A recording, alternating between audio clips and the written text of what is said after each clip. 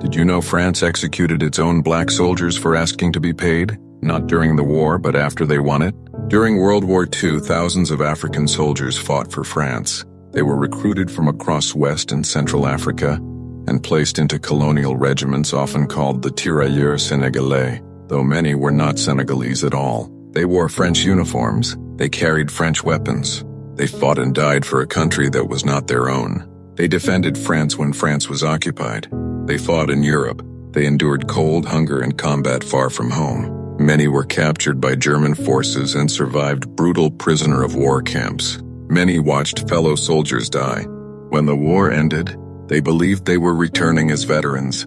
Instead, they were transported to a military camp near Dakar, Senegal, a place called Thiaroye. There, they waited for what they had been promised. Back pay for years of service.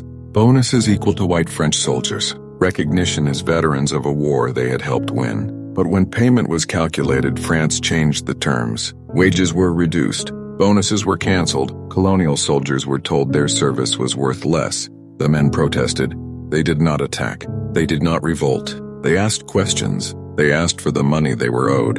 France labeled this mutiny. On December 1st, 1944, French forces surrounded the Thiaroye camp. Armored vehicles were positioned. Machine guns were aimed at unarmed soldiers. At dawn, French troops opened fire. African soldiers, still wearing French uniforms, were shot inside the camp. Some were killed instantly. Others were wounded and left to die. Some were hunted as they tried to escape. The official death toll was deliberately minimized. Witnesses said the number was far higher. Survivors were arrested.